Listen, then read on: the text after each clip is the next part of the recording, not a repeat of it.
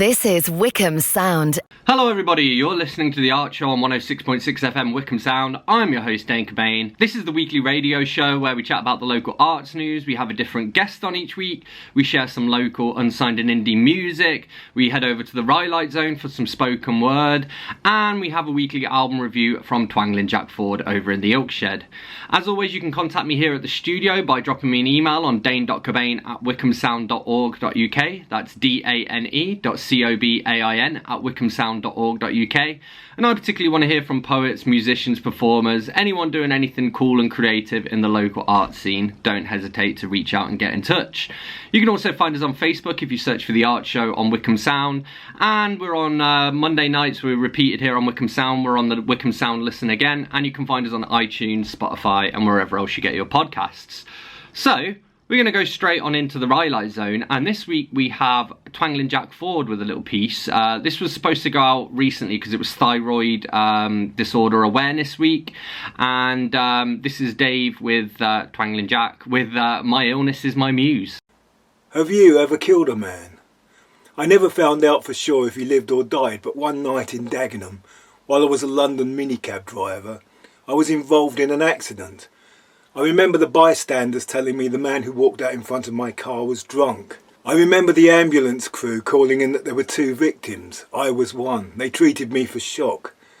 I don't remember how the passenger got home.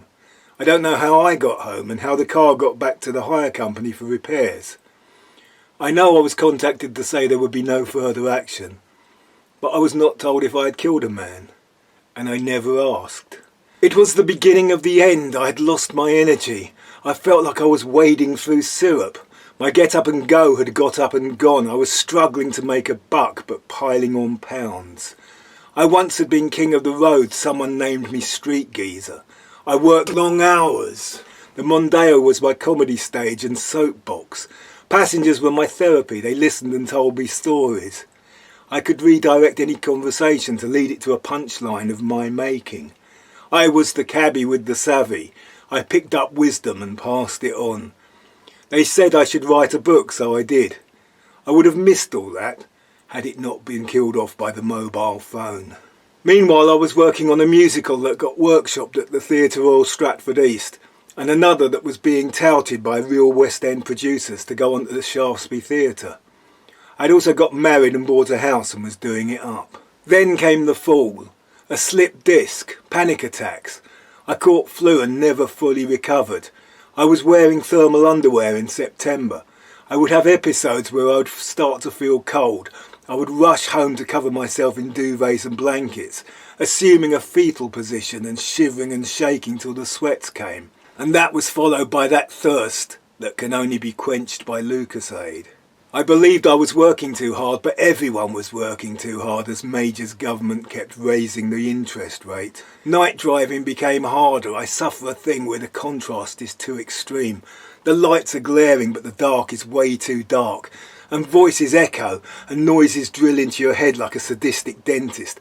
And everything everyone says to you has so many interpretations, all of which have to be examined in fine detail. Struggling for breath occasionally became struggling for breath regularly, then all the time. But I had bills to pay, serious debts. The slipped disc and sciatica had cost me everything. One day a passenger pulled out a gun. The controllers made me do another job straight away, back in the saddle before I could lose my nerve. I was on a treadmill, and the only end I could see was retirement, death or debilitating illness. However, I was pursuing my dream, which made my situation all the more heroic. Not to stop believing is the modern way. If anything, I was spending too much time recording. I would carry a small Casio keyboard, and if I had a good idea, I would stop at a phone box and sing it onto my answer machine. Ridiculous promises of a musical nature made work even harder. My mother died. Undiagnosed thyroid condition. I went straight from the wake to record some songs and then pick up some passengers. Eventually I saw a doctor. As I suspected, I had a thyroid condition.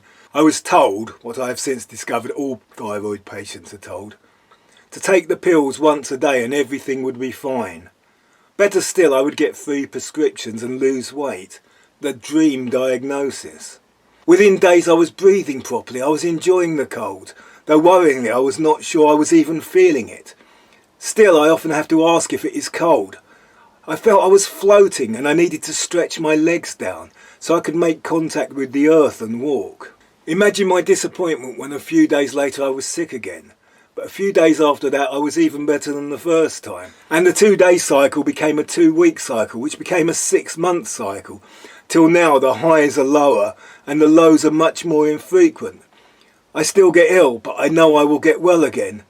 Every time, until the last time. But then I got insomnia, speed freak insomnia, never tired but more and more wired. I once went 4 days without sleep. I should not have been driving, but bills still needed paying, so I had to swerve to avoid the hallucinations and accept the psychotherapy on offer. My amygdala has a mind of its own, and my fight and flight response does not know if it's coming or going. Then there was the occasion my head expanded so I looked like the Elephant Man. I ended up in hospital on a drip. They gave me allergy tests. I now take dangerous levels of antihistamine, dangers of dementia or heart attack.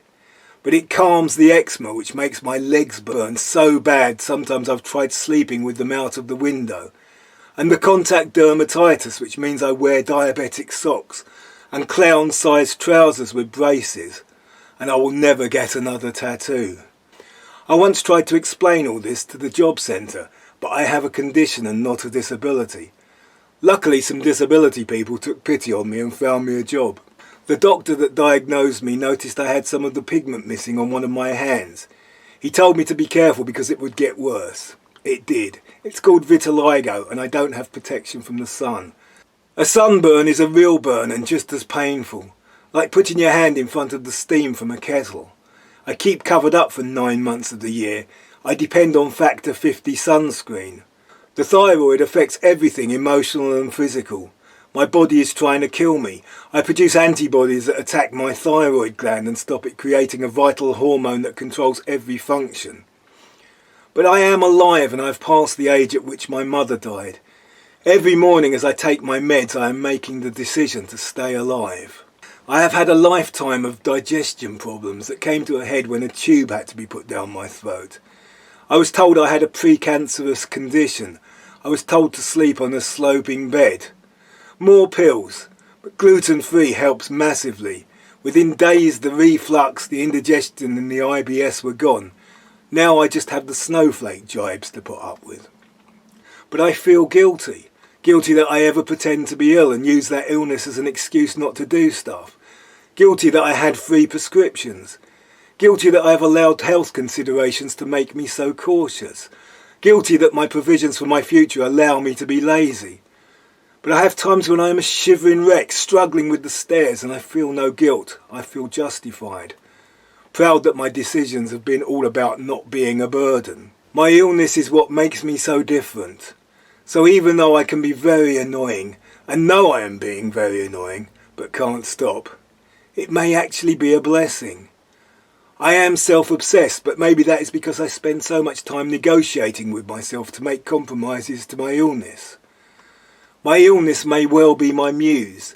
Without the crazy, my songs and the spoken word would be insipid. And I know a number of other hypothyroid male musicians. I have no libido, which means I can get on with other things. Asexuality is my superpower. I make my own rules and follow my own dress code. I dress not to impress but to entertain, if only myself, to subvert the expectations and keep the sun at bay. I feel better if I cover the eczema and the vitiligo with makeup, especially if I'm performing, having photos taken, or filming. Otherwise my face looks like a host of gin blossoms, like an ageing fat glam rock or new romantic tribute act. Titus Androgynous. That was My Illness Is My Muse by Twangling Jack Ford for this week's Rhylight Zone. You're listening to The Archer on 106.6 FM Wickham Sound. I'm your host Dane Cobain, and this is a new recording of one of my songs called Something in the Water.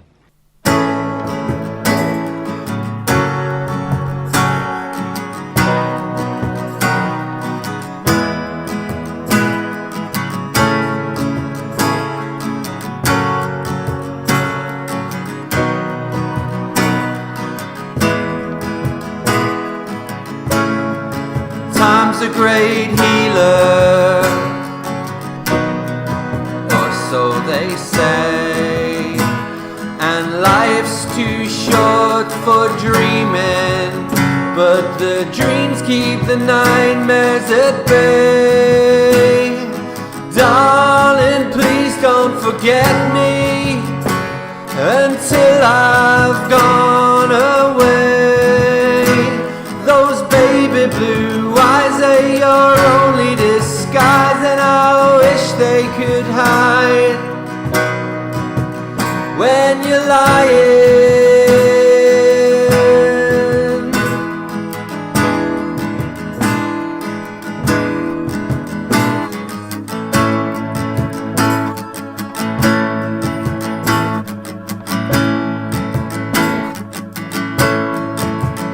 Is there something in the water, or is it the moonlight?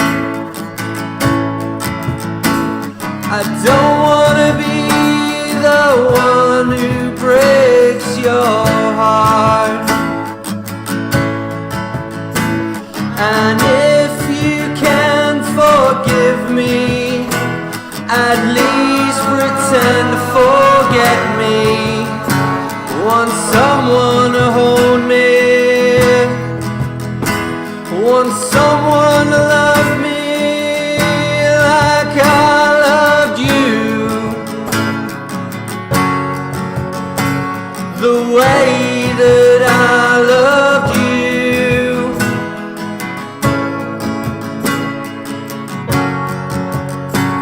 the way that I loved you.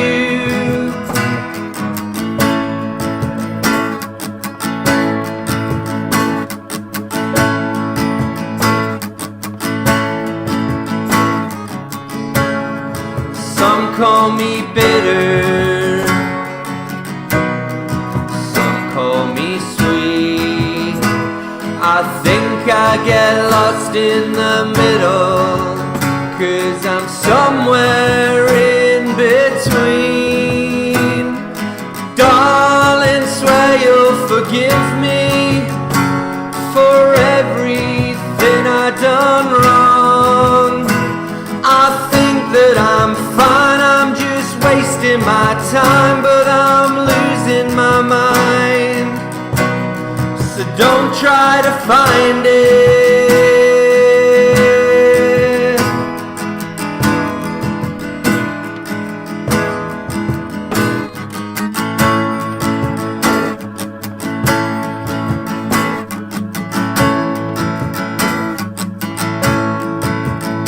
Is there something in the water, or is it the moonlight? I don't want to be the one who breaks your heart. And if you can forgive me, at least pretend to forget me. Want someone to hold me,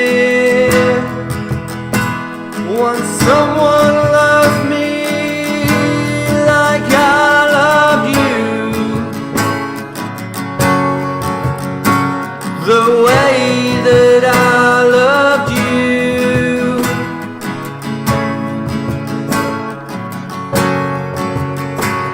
the way that I loved you.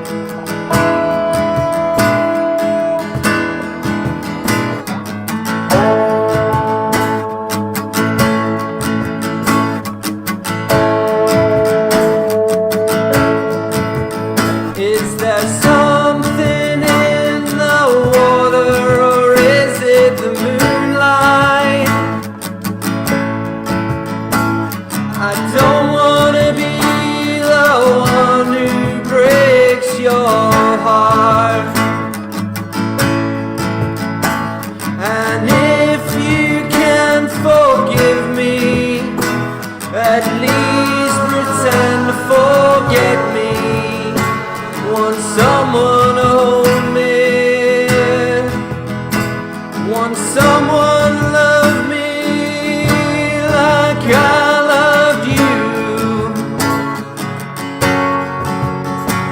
the way that I loved you.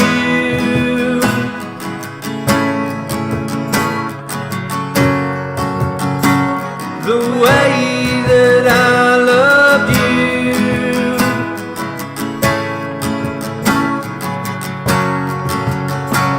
The way that I loved you.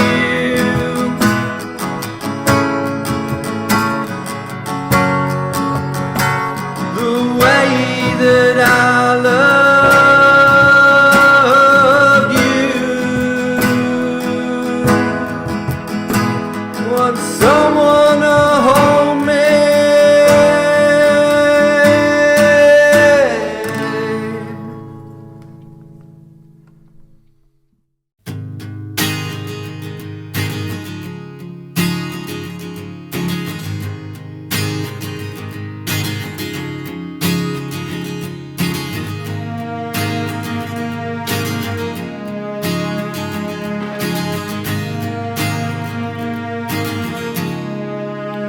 A photograph, still frame of simplicity, taken at a time when we were still happy. A cellular picture of your lips on mine, a captured moment of when things were fine.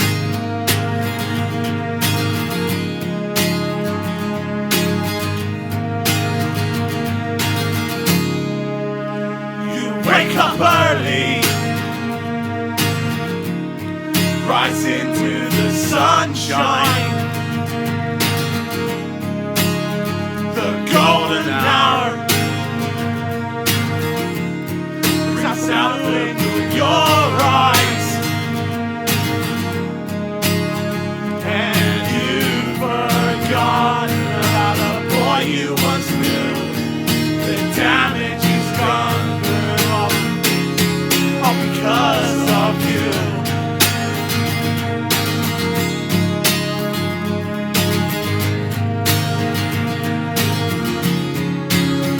Well, I'll be fine. Still brings in my mind all the times you knew me, and we dreamt who we could be. But I took the burden, yeah, I took the fall. I just want you to know I'm not sad anymore.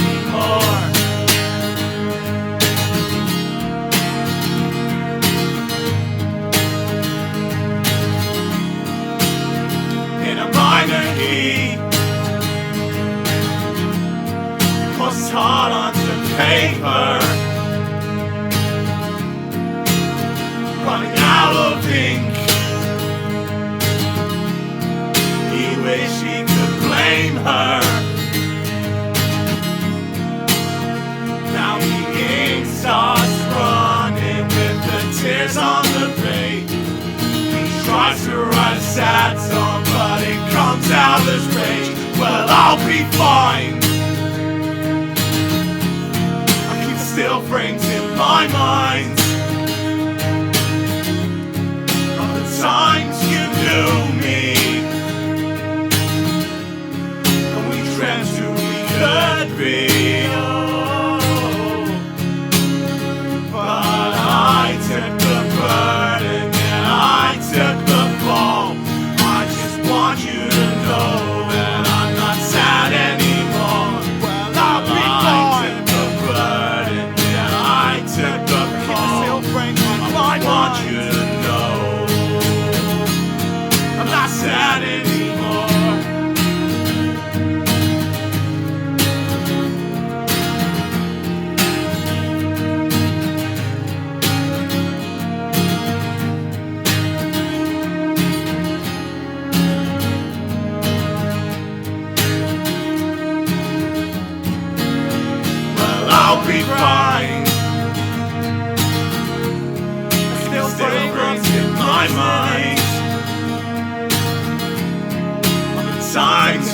me.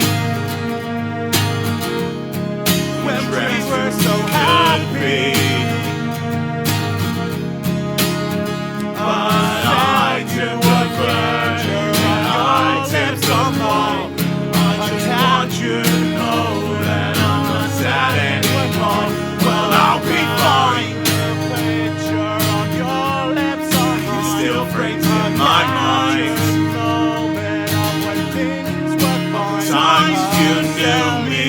Picture on your lips are mine. We dreamt who could be. Took the pleasure and I took the fall.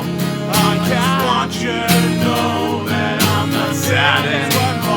I took the pleasure and I took the fall. I just want you to know that I'm not sad anymore.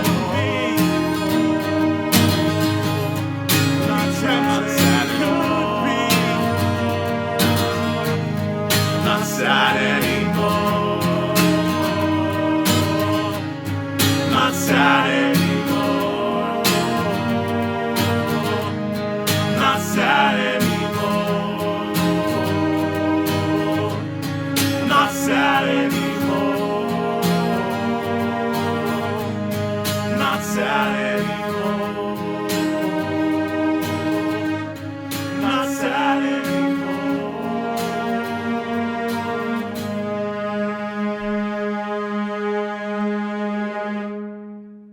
That was I'll Be Fine by Jake Cooper. Before that we had Something in the Water by myself, Dane Cobain. You're listening to The Art Show on 106.6 FM Wickham Sound. And this is this week's interview spot with Lisa and Ash, who are going to talk to us about their filmmaking. So over to Lisa and Ash. What was the last book that you read and what did you think of it? Probably the last book I read was my own one, a children's short story book that I wrote myself. That's really cool. So I didn't know you'd written a book. Can you tell us a little bit about it? Yeah, I've written 4 stories now based on Rescue Dog, because I have a rescue dog. And it's about him going to sleep and having happy dreams. Now he's in a new home.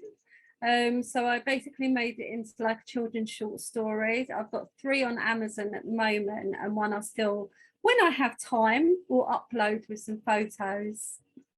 But I actually use proper photos, cartoons, rather than animated drawings, so it's a little bit different. Cool.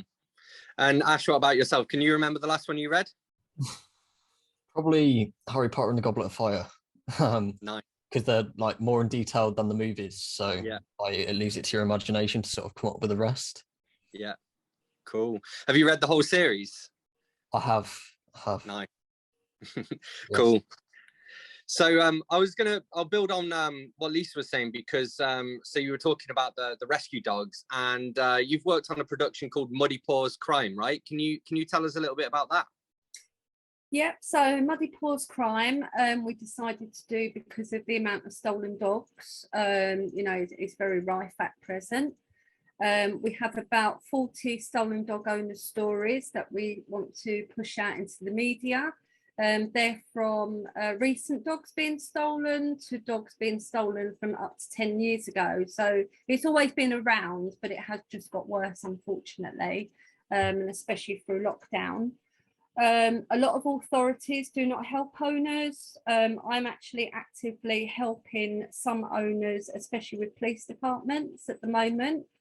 We have been successful in turning around what police said was a civil matter to a criminal matter, and that dog Nancy is actually now home. If we hadn't got involved, she would still be missing, unfortunately. So that is one success story for us, and hopefully there'll be more. It's just that these owners don't have a voice. They don't know where to go. They're absolutely devastated. They just feel that no one can help them.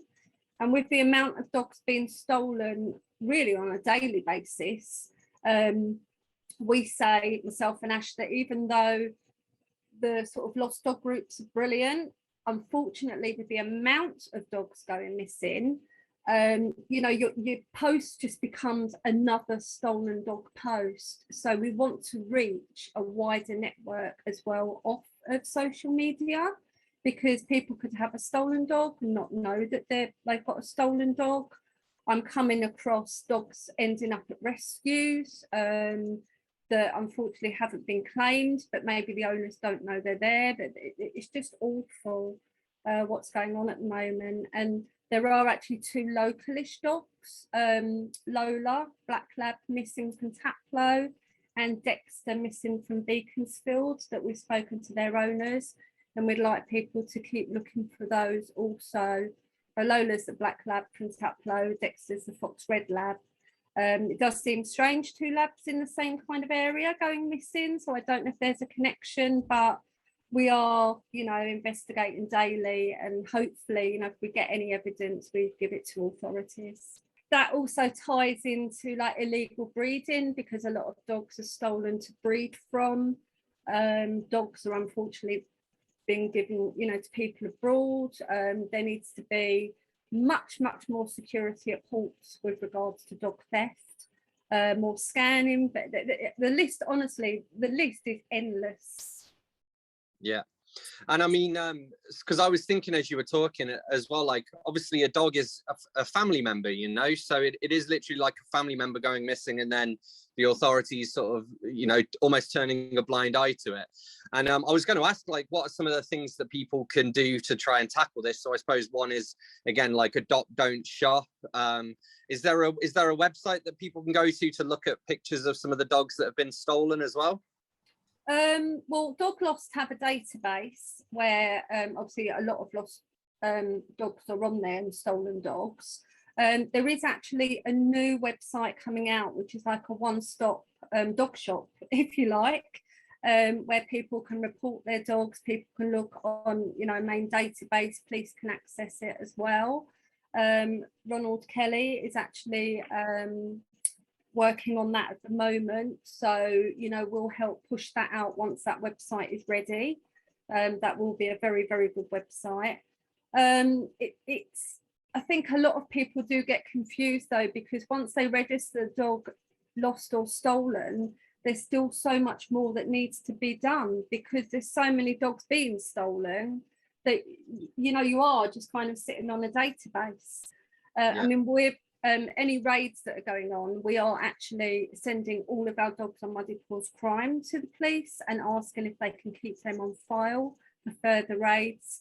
Some forces are okay with that, some forces we have to do it on each raid, which it would be great if there was a central database, but of course it's the same old story, too much money for the government. Yeah. Okay, so what can you tell us about Fusiology Productions? Ash, maybe do you want to take this one? Yes. So Fusiology Productions started when I'd written a script for a pilot that I was going to sort of release, and Lisa messaged me asking for a role, like saying, "Oh, can I audition for this role?" I said, "Yeah, of course." And then unfortunately, the director passed away from COVID, so we had to put that on hold. And then I started writing another series called Despondency, and we are in the process of filming that. We'll be filming that in November, and yeah, that's just where it all started, really. We just became close friends and business associates. Yeah, we just decided one day, why don't we start our own production company, and just went for it. Got registered with Companies House, got a great cast and crew together, and went from there. It's been a lot of hard work, and it's still a lot of hard work, but the people that we have on board are excellent, so talented, and we want them to grow with us. The only unfortunate thing at the moment is we're unfunded, but that doesn't stop us doing the dog theft production or the mental health production, Despondency. You know, it may not be the best it could be, but it will be good, and it won't stop, funding won't stop us from doing what needs to be done in society, really.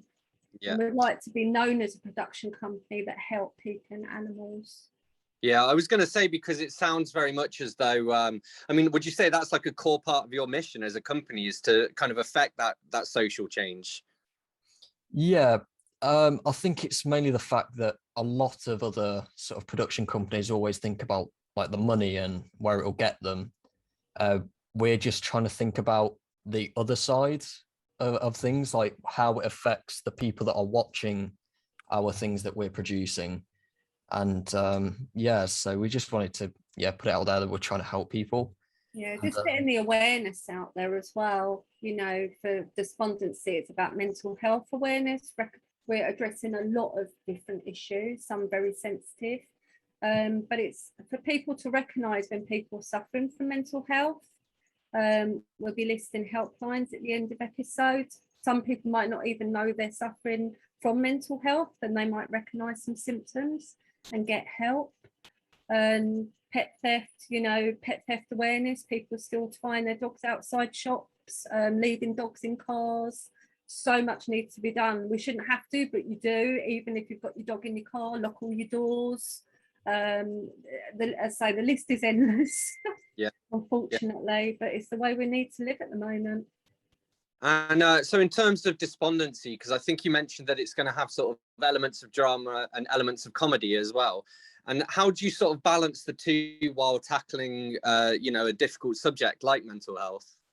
Yes. So when I was writing it, it's not sort of laughing at certain subjects. It's more laughing at like the awkwardness and the situation at hand.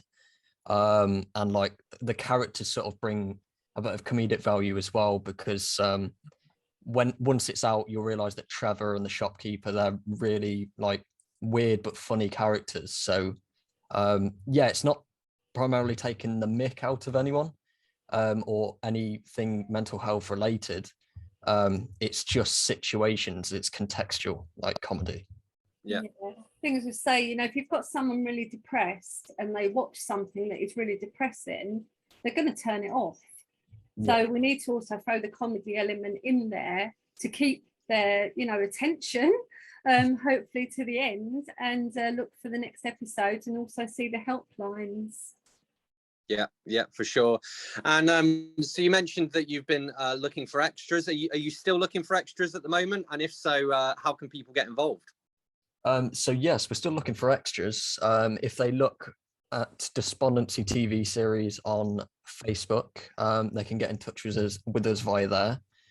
And yeah, that's pretty much, they just DM us and we'll, you know, see if what sort of scenes they'd match up with. And yeah, because we've got 4 episodes we're starting filming on the 1st of November. 2 of the days are in Elsfield, so we won't need extras for that, but the rest of the time is in Cookham. But we are going to be also doing another 4 episodes next year for Despondency, so we'll also need extras for that. And we've also got some ex-professional footballers appearing in that as well. Really cool. Awesome. And you mentioned that there are like some locations in Cookham and Taplow as well that have given you permission to film in them for free. Could you share a few of those locations and give them a bit of a shout out?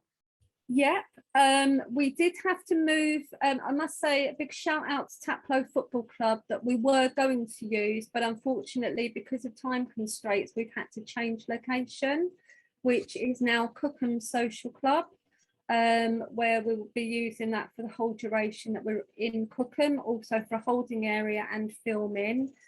Great people there, thank you so much. Also for Pizza Dreams Cafe, the owner Emma and her husband, we've got some scenes in there, the pizza joint, so thank you again, really, really grateful for that. I'm just trying to think where else. Oh, the shop, Cookham Post Office, the little shop on the corner of Grange Road, again, lovely people, thank you so much for our shopkeeper scenes there too. You're listening to The Archer on 106.6 FM Wickham Sound. I'm your host, Dane Cobain. I'm here in conversation with Lisa and Ash, who are talking about their filmmaking studio. And this is Vagult with Meaning of Art. Soft light, white walls, quick shallow word on depth and composition. The war paint smell of an art exhibition. A young blonde lady stops at something bit unusual, somewhat edgy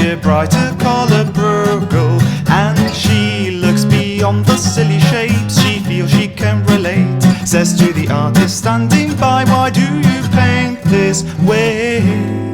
These shapes are meant to hide what I don't want you to see. Art masks my mediocrity. He went the spoiled child I was said to be well smart. A doctor, scientist, not a son of art. But when I went to school I first got looked upon by girls, and I found out the beta male I was. I'm lucky I picked up a brush before a needle or a joint, 'cause I could paint my blues away, and that's the point. These shapes are meant to hide what I don't want you to see.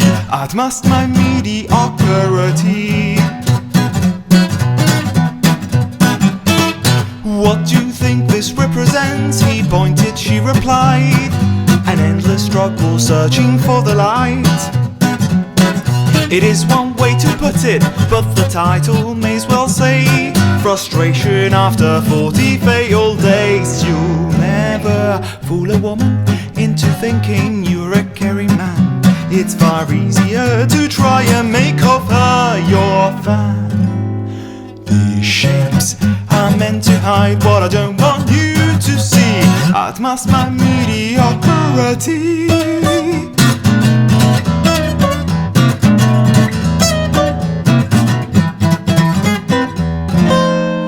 If your art has no other reason, can you just do other stuff? I could, but frankly I can get enough. The brush, my needle and my joint, and in the time I could have become a doc or prof, I just got hooked. I'd die for a fry up for two and a shopping afternoon, a job of social use, but most of all I'd die for you. But I've replaced desire with yellow, love with red, and peace with blue. How can I quit the frame of mind that gets me through? And that she had to go and didn't say goodbye. Oh well, there goes another one, he sighed. That was Meaning of Art by Vagul. You're listening to The Art Show on 106.6 FM Wickham Sound. I'm your host, Dane Cobain, and we're going to head back over to Lisa and Ash for this week's interview. And you're going to be using some music like from local bands and musicians, right? Can you tell us a bit about those and what it's been like to, I suppose, to work with them and to sort of check out the local music scene? Yeah, so we're using the local band Psychopomp for a lot of their music through the series. We also have Eliza, who is actually one of our cast members' daughters. That she doesn't actually live in the local area, but she's a fabulous singer, and we want to get her songs out there as well. We've got a guy that I know from Fulham, Joe James. We have his music also a new musician who's a brilliant guitar player, Johnny Strings. Trying to think who else, Ash. Yeah, there's been quite a few. We'll have to look back at that when we're in editing and stuff like that. Yeah. For the local area, it's Psychopomp, and you can also find them on Facebook, and they are back to doing gigs now as well. Awesome. And I mean, a few things that I wanted to cover as well, I guess, like about, as you say, you guys sort of got together sort of during the pandemic, and obviously the pandemic has had a big effect on people's mental health in general. And I wondered, like, I guess, what are your observations on that? Like, how has the pandemic affected mental health? Has it made it, more prevalent? Has it affected access to services? How has it changed things for people? Oof, yeah, it's had a massive impact on a lot of people. Being stuck inside, seeing the same four walls all day, every day, it's a drag anyway. But when you have mental health as well, on top of that, you're not getting the time out you need to go on daily walks, and that helps a lot.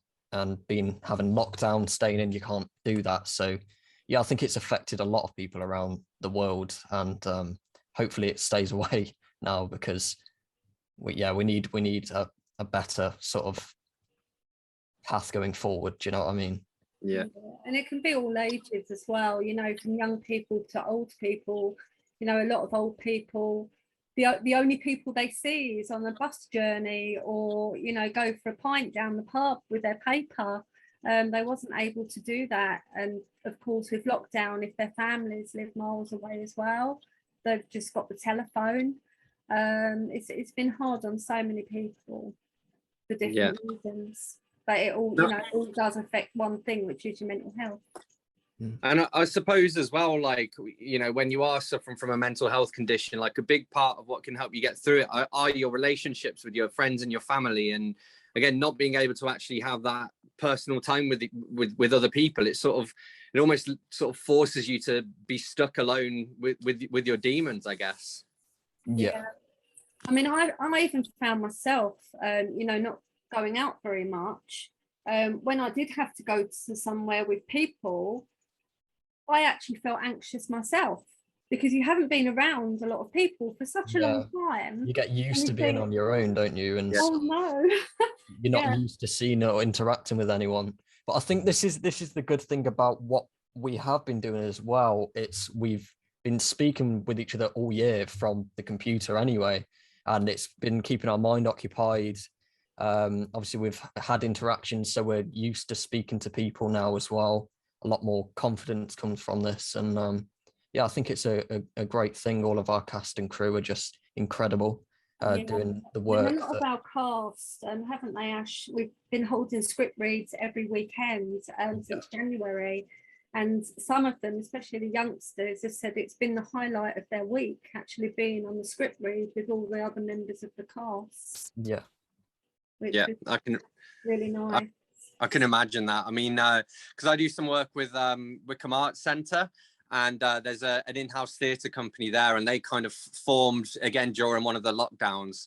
And so they were meeting via Zoom, and then it was kind of really interesting that then when restrictions lifted, they could kind of all meet up, and a lot of them had never met in person before, but they all kind of felt like they knew each other because they'd spent the last 4 months, you know, writing and devising a show together. So, I mean, I suppose we're lucky in a way that we have the tools that we have now, because if it had been 30 years ago, we wouldn't have had Zoom or Skype or any of that stuff. Like, we would have had a telephone and the TV, but that would be about it, you know? Well, me and Ash, I mean, we're business partners, and we feel like we've known each other all our life. We've actually never met in person. Yeah. when we film, because I live in Cookham, but Ash lives in Nuneaton. Oh, right. I'm in Warwickshire, so yeah. I'm originally from Tamworth, so I know Nuneaton. Oh, no way! There you go. Yeah, my grandparents live in Nuneaton. Yeah. Cool. Awesome. So just a couple more questions, just to sort of bring us to a close. One of the things that you mentioned in the email you sent me was that you sort of struggle to get sponsorship, and I imagine that again a big part of that is COVID, because everyone's sort of, you know, tightening their purse strings and whatnot. But I wondered, how else do you think COVID has changed filmmaking? The restrictions when you're on set is a massive one. Obviously, keeping your distance like 2 meters apart whilst you're on a scene with somebody, like maybe like an intimate scene or something, it's not possible. So you've got to have COVID tests and wear masks when you're not on scene. You've bring hand sanitizer and everything. So a lot of delays. It's actually brought 2 days of filming, so you can schedule something to finish at this time, but with all the stoppages from, you know, the social distancing and making sure everything's safe, it just won't go on time, which is why we've actually got a brilliant COVID marshal on set with us. Yeah, I mean, we've ourselves have had to move dates now 3 times because of COVID. And when you say how has it affected, especially being a smaller production company, it's finding the locations will actually allow a certain amount of people to be, you know, at that location. That was one of the difficulties that we had. And if I could do a little quick shout out also to Cookham Methodist Church as well, because we was going to use their location at one point, but again, because of time constraints, we couldn't. And then COVID happened, and yeah, it has affected a lot. Yeah. And I mean, I guess as well, all of those delays, I mean, delays are money, you know, time is money.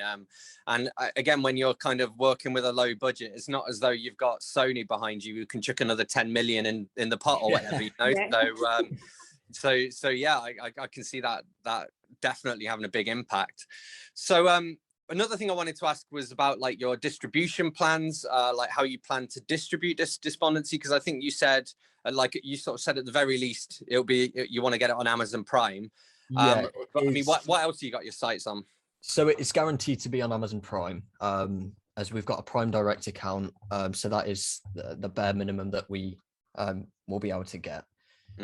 But obviously, if there is any sort of mainstream TV channels or Netflix or anyone that wants to take Despondency on, then we'd obviously accept that with open arms. Yeah. And also for our pet theft production, Muddy Paws Crime, you know, our main aim is to get these dogs and stories and the owners have a voice out into the public, because not everyone's on social media. As I say, we want people to look at dates of these dogs when they were stolen or went missing. Did your neighbour get a dog around that time? Did your friend, did your family? Obviously, you know, they may not have realised that they were missing or stolen. Websites, again, I mean, I could go on forever, but, you know, website sales need to be stopped.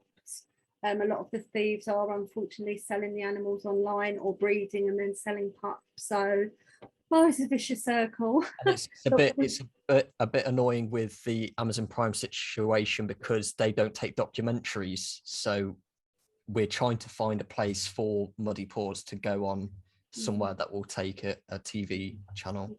It's just so important we get these dogs out there, we get the pet theft awareness out there. People don't realise, I always call it a jigsaw puzzle. You've got the pet theft, but then you've got the illegal breeding, you've got dog fighting, you've got dogs being stolen for bait. It's just heartbreaking, but it all comes as one and it all has to be addressed.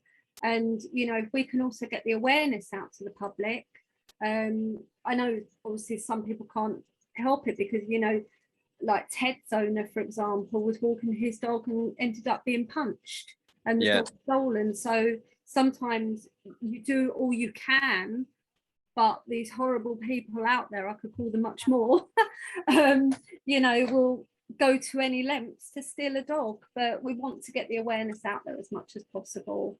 So we would love a network to take this on. Yeah. Not for us, but for the people and the dogs out there. That's it, and for the message as well, and to try and sort of affect that societal change and just get people to understand what's going on, you know? Yeah, I think Muddy Paws links in with Despondency because of the mental health impacts it has as well. Obviously, losing your pet, not knowing what's happened to your pet, links in a lot with mental health. So yeah, it's sort of everything we do is kind of linking at the moment. So yeah, we're just trying to push the message across to sort of help everyone out, especially in a tough time like right now. Cool.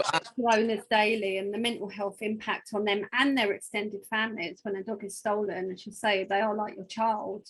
It's just heartbreaking. You know, they can't live a normal life. And the other reason getting it out to networks, we want police to see this. We want government to see it. We want MPs to see the impact this is having nationwide. Yeah, for sure. Okay, so just one last question to end on, really, and we've covered this a little bit, but sort of what's next for you in sort of 2022, and where can people follow you guys to stay up to date? So in 2022, we'll be filming the rest of Despondency. We'll be finishing Muddy Paws. We'll be doing a lot more projects that are coming forth, hopefully. And yeah, I just hope it will be a fantastic year in growth. Just, you know, try and get in everyone out there to know what we're trying to do and stuff like that. So it's all about sort of marketing and stuff like that. So they could follow us on Facebook. They could also visit our website and get our links from there. So yeah, I think that's about it for. Yeah, we're also doing. We've written a comedy as well called All Together Tavern that's also been filmed in Cookham at Cookham Social Club. We have cast, the main cast for that, but we'll be calling out for extras that also. But again, that ties in with everything that we want to get across. It's about different types of people all coming together in one place. And there is that one place, no matter who you are, where you're from, what walk of life, you can all come together in one place and all respect each other. Big thank you to Lisa and Ash for joining me. You're listening to The Art Show on 106.6 FM Wickham Sound. I'm your host, Dane Cobain, and this is Rearranged by Tony Goff and the Broken Colours.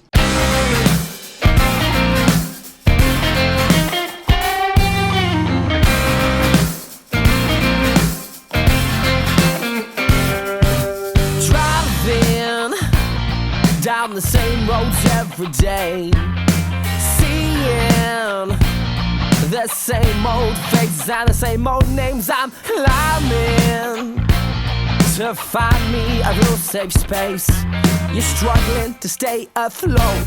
Every breath may be our last. It's time for a change while you have the chances. Time for a change while you have the chance. Time for a change while you have the chance. Oh.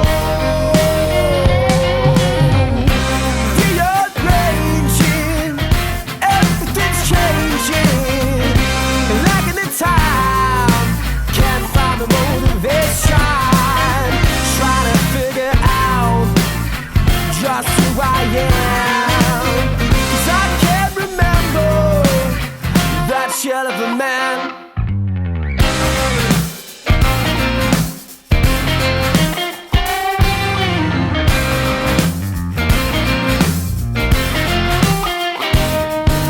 Test your limits to find your key. You're breaking hearts to know you're free. Missing out on what I need most. I'm not a person, I'm just a healing post. Sometimes you have to take a leap of faith. Do what scares you, baby, don't ever hesitate. Rearranging, everything's changing. Like in the time, can't find the motivation. Try to figure out just who I am, 'cause I can't remember that shell of a man.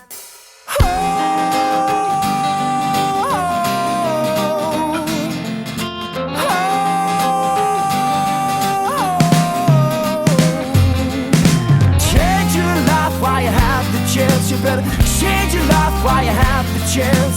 Change your life while you have the chance. Oh.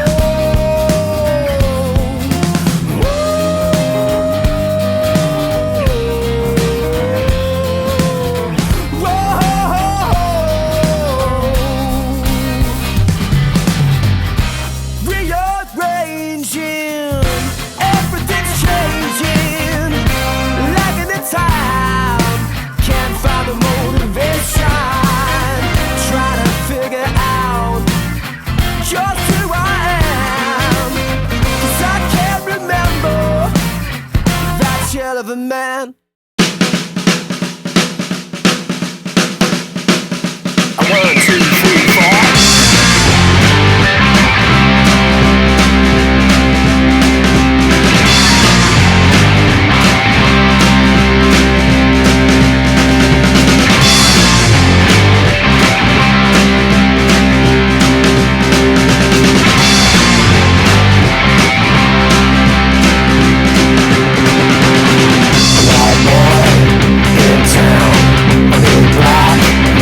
Sound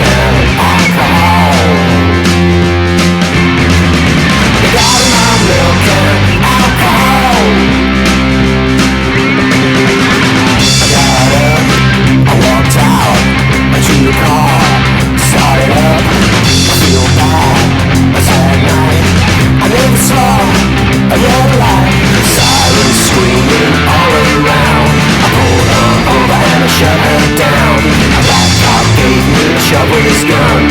Sit up against the wall, son, and don't you run. You got me on milk and alcohol. You got me on milk and alcohol. Come on.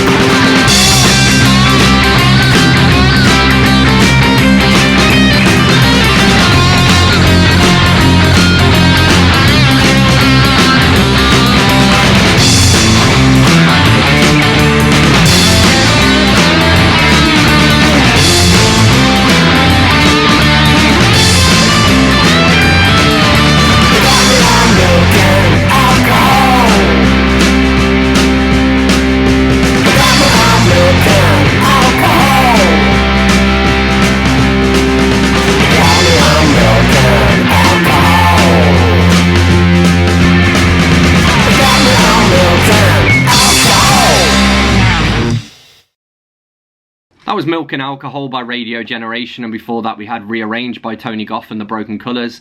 My name is Dane Cobain, you're listening to The Art Show on 106.6 FM Wickham Sound, and it's time for us to head over to the Ilk Shed to get this week's album review from Twangling Jack Ford. The Notorious Bird Brothers by The Byrds. The Byrds were my Mr. Tambourine Man that I would follow in my jingle jangle morning. I probably only knew 5 Byrds songs when I bought a best of compilation. Obviously one was Mr. Tambourine Man, a song that created a genre whilst copying the style of the Beatles. Also I would have known Turn, Turn, Turn, So You Want to Be a Rock and Roll Star, 8 Miles High and Chestnut Mare. I was just a number of aspiring guitarists that must have found some kind of kinship in the music of the Byrds. All those indie jangly kids, Peter Buck and Johnny Marr. Notorious Bird Brothers is the album that covers their jangly folky guitar pop with the silky harmonies, while also tackling some more musically and lyrically serious areas like drugs and war. It sees them experimenting with jazz and electronics, and it also hints at country music, but it is in no way the country rock that they went on to perform and split opinions on their further albums. The 2 standout tracks are probably the 2 Goffin and King covers, Going Back and Wasn't Born to Follow. It has dated better than most albums from the psychedelic era. Even the phrasing still sounds appropriate to the material. The Notorious Bird Brothers, The Byrds. Big thank you to Twangling Jack Ford for this week's album review. Thank you to Lisa and Ash for joining me. Thank you to everyone whose music I've shared. As always, you've been listening to The Art Show on 106.6 FM Wickham Sound. We're repeated here on Monday nights. We're on every Tuesday at 7 PM. And you can also listen again on the Wickham Sound Listen Again and on iTunes, Spotify and wherever you get your podcasts. You can reach out to me here at the studio on dane.cobain@wickhamsound.org.uk. That's dane.cobain@wickhamsound.org.uk. And I particularly want to hear from poets, performers, musicians, all that sort of thing. If you think you might be a good guest on the show or you have MP3s to share, reach out and get in touch. You can also find us on Facebook if you search for The Art Show on Wickham Sound. So I'm going to love you and leave you for this week. This is Jazz DeLorean with Promises. I'll see you next week.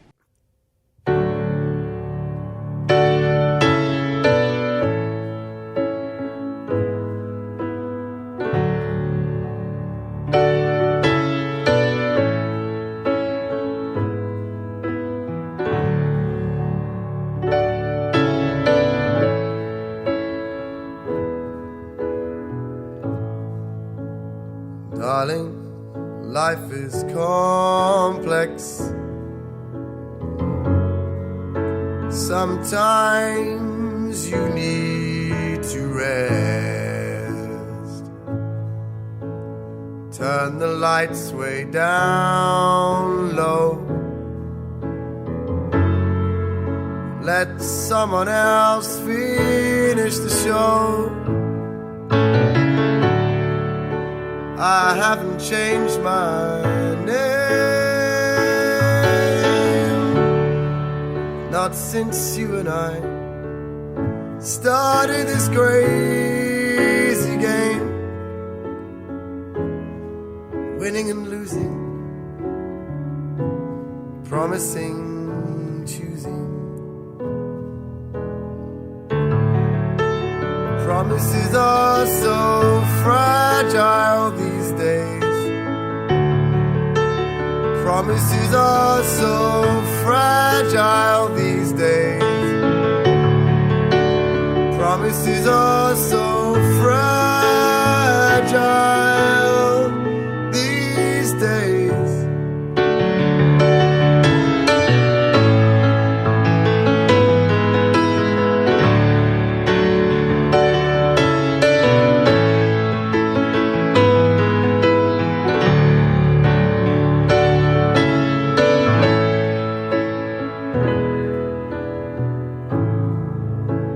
Darling, I'm in limbo,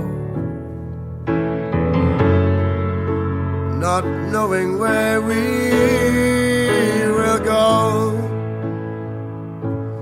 Don't you know I've been cut up for days? Can't tear my thoughts away. So bar doesn't pay, but I come here to play my sorrow away, winning and losing, promising, choosing. Promises are so fragile these days. Promises are so fragile these days. Promises are so fragile these days. Promises are so fragile these days. Promises are